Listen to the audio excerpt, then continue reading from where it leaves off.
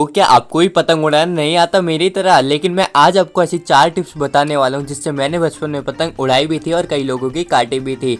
तो आज हम इस वीडियो में पतंग उड़ाना भी सीखेंगे, साथ में कुछ टिप्स भी सीखेंगे और यहाँ तक कि हम पतंग में धागे कैसे पहनते हैं ये भी सीखेंगे।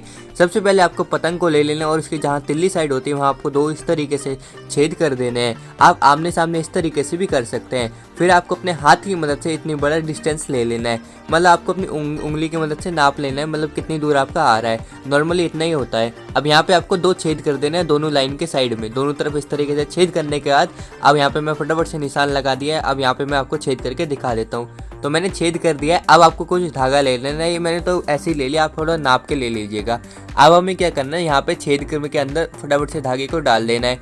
देखिए किस तरफ हमें डालना है, एक दूसरी तरफ जहाँ हमने छेद करा था।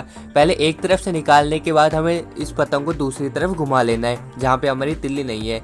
घुमाने के बाद हमें यहाँ पे भी एक और पतंग के साइड में धागा डाल देना है। तो मैं फटाफट से यहाँ पे भी धागा डाल देता हूँ। तो देख सकते हैं यहाँ से भी हमने धागा डाल दिया है। अब हमें यहाँ की साइड दूसरी तरफ जहाँ पे हमारी तिल्ली नहीं थी यहाँ पे हमें अब गांठ बांध देनी है। गांठ आप 2 से 3 बार ही बांधिएगा, उससे ज़्यादा मत बांधिएगा और हाँ मजबूत बांधिएगा, लेकिन इस बात का ध्यान रखिएगा। अब हमें क्या करना है, अपने धागे को नाप लेना है, क्योंकि मैंने आपको बताया था कि मैंने बिना नापे ही धागे ले लिया था। अब मेरा धागा कुछ इतना बड़ा हो रहा था तो मैंने फालतू का धागा काट दिया।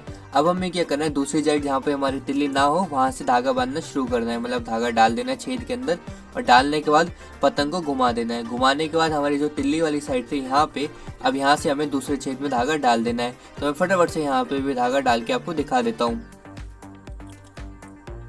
तो आप देख सकते हैं यहाँ से भी हमने धागा डाल दिया है। धागा डालने के बाद अब हमें दूसरी साइड यहाँ पे दोबारा उसी तरीके से गांठ बांध देनी है। गांठ आपको 2 से 3 बार ही बांधनी है, उससे ज्यादा नहीं, इस बात का आप खास ध्यान रखिएगा।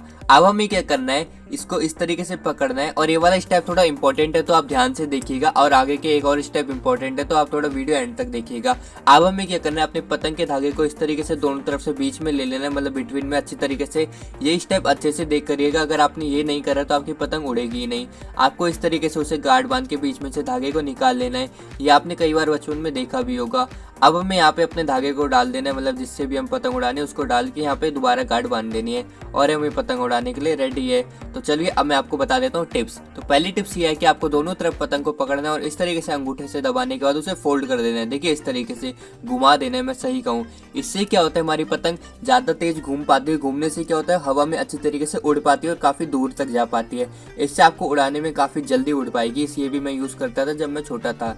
इससे क्या होता है, आपकी पतंग जल्दी उड़ जाती है। दूसरी टिप्स ये आपको दोनों तरफ धागे को टाइट करके बांधना है, क्योंकि कई बार ये होता है उड़ने में क्या तो धागा खुल जाता है, धागा टेढ़ा हो जाता है, तब भी गलत हो जाता है। तीसरी टिप्स ये है कि आपको पतंग की पूंछ को काफी ज्यादा लंबा करना है। जितनी ज्यादा पतंग की पूंछ को लंबा करेंगे हवा में उतनी दूर जा पाएगी। अब पतंग कैसे उड़ाते हैं ये जान लेते हैं। के लिए आपको सबसे पहले पतंग को इस तरीके से देखिए हवा में खींचना होगा। अभी रात हो रही है तो मैं आपको ऊपर जाके तो नहीं दिखा सकता टेरिस में, लेकिन मैं आपको यहाँ से अच्छी तरीके से समझा देता हूँ।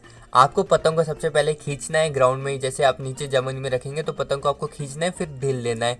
खींचना है, ढील देना है। ढील मतलब आपको थोड़ा उसको फ्री कर देना है, छोड़ देना है धागे को, जिससे वो थोड़ा दूर जा पाए।